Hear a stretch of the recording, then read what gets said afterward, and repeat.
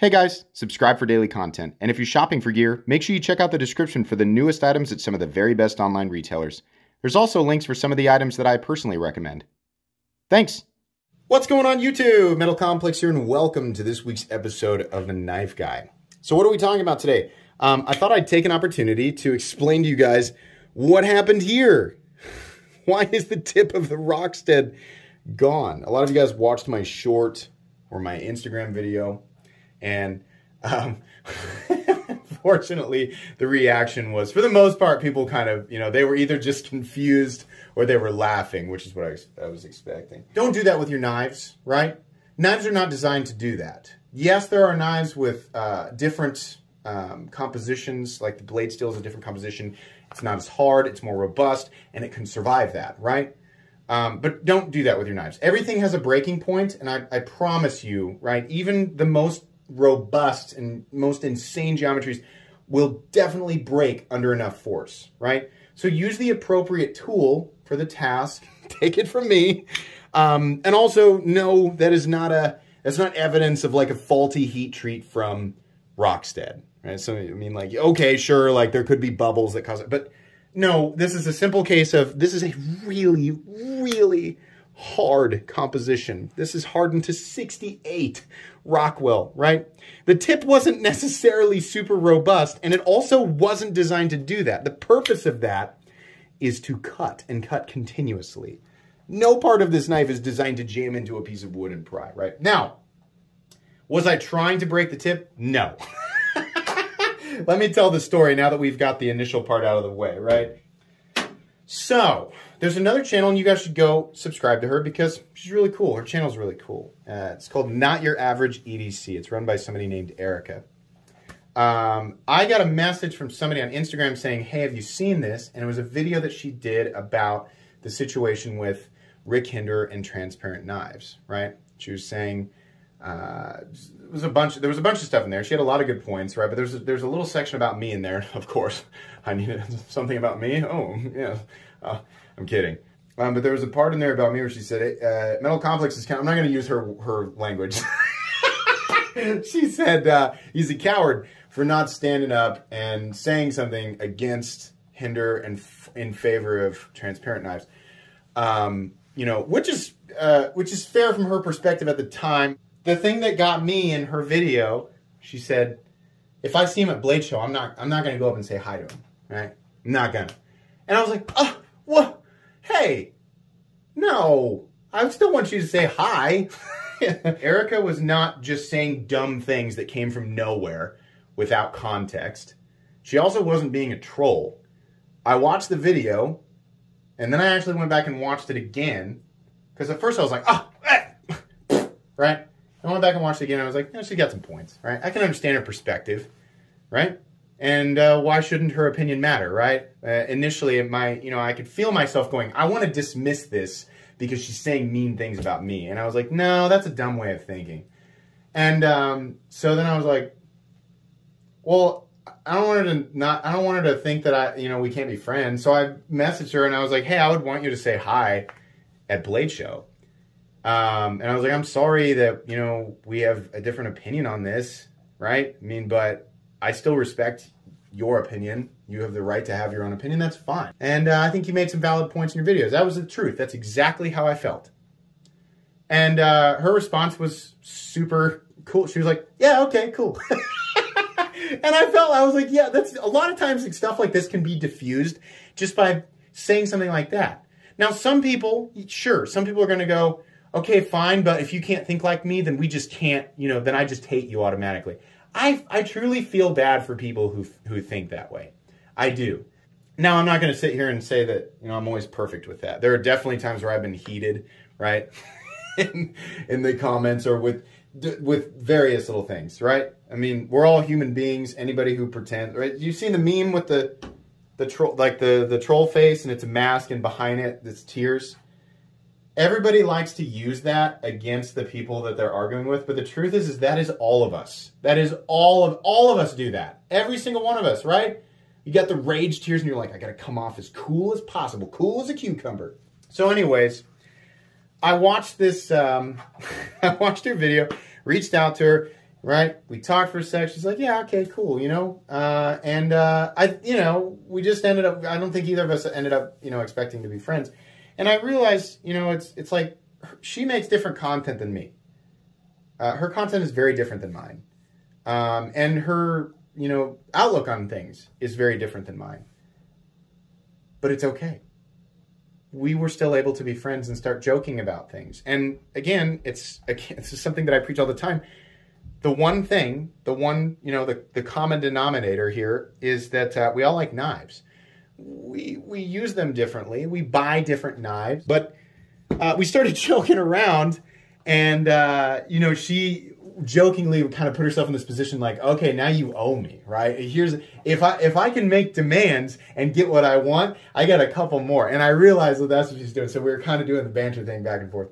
She was like, I want to, these are just DMs on Instagram. She was like, I want a use your stuff video, right? And so I linked her that one where a lot of you guys remember when I used the Rockstead to sort of like jam into some cardboard. I just wanted to prove, because there's so many people out there who just immediately think like, because this guy buys expensive knives, it means he doesn't use them. So I sent her that video of me like destroying that piece of Tupperware with the Rockstead. And if you didn't know, like I've got a video on that. That was initially meant to kind of shut that down, the people thinking I don't use my stuff. And she said, no, that doesn't count. I want a new one, right? And then she tossed in there, she said, I also want some gluten-free mac and cheese, which I thought was funny. I was laughing about that, and I was joking, with her, and in my head, I was like, that could not possibly taste good, right? So, what I proceeded to do, and this was meant as I was just going to send it to just her. I took the block, and you can watch it in the video. It's the actual video of what happened. And I was like, gluten-free mac and cheese.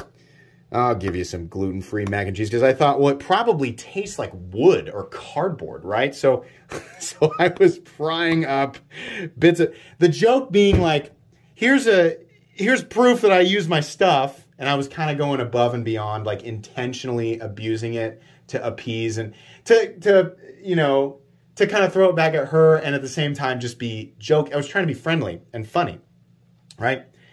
I did not intend to break the tip. So I had all the pieces out and I was like, there you go. And then I looked at the tip and I was like, oh no, I broke it. So then I was laughing with her and I was like, I broke my freaking Rockstead. I broke the tip off of my Rockstead for you. So she was laughing and she's like, oh my God, that's so funny. You have to post that. And and so I went ahead and did it, right? And of course people were very confused. And upset, some people for some reason. Not that many. Most of you guys thought it was funny, and I appreciate that. I can't help but poke fun at the 1%, right? A lot of people ask me, so you're going to send it off to Rockstead?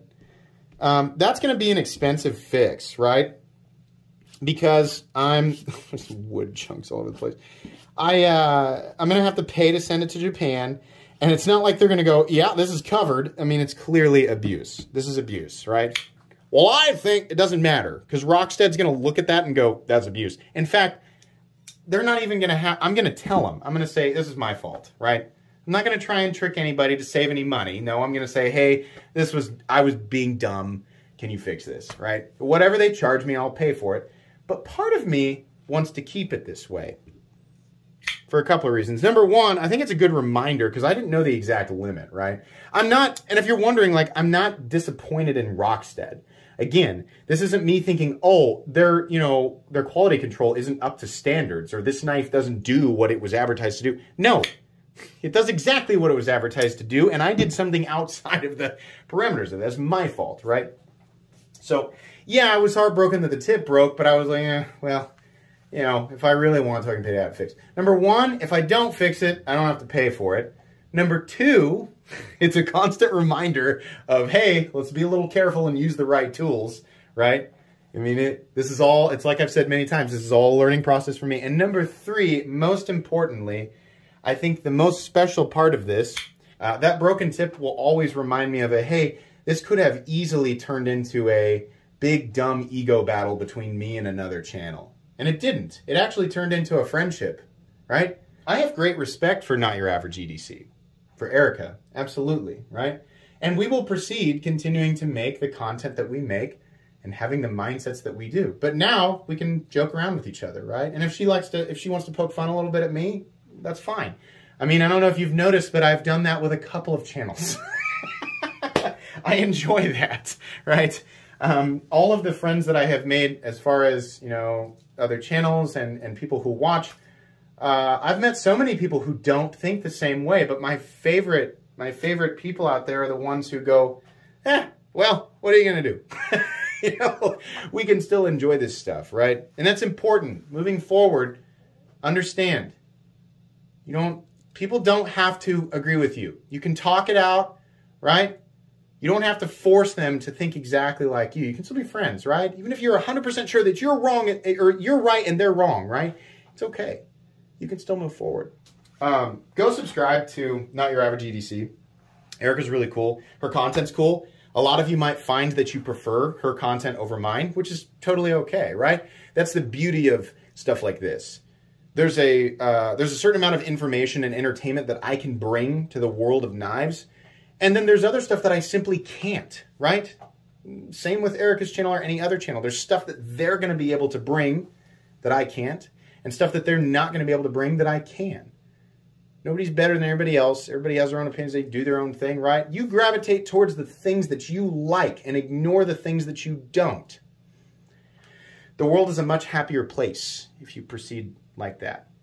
But as per usual, feel free to disagree with me all you want. I expect it. Thanks for the new memory, Erica. Please make sure to follow me on Instagram at metal_complex. If you enjoyed this video, leave a like. If you'd like to check out my other content, I do, of course, have lots of videos of knives that are either expensive or inexpensive that I do or don't like, so check those out. And if you enjoy all my content, go ahead and click on that Metal Complex logo right there and subscribe, because there's definitely more coming. Thanks again for watching, everybody, and have a great day.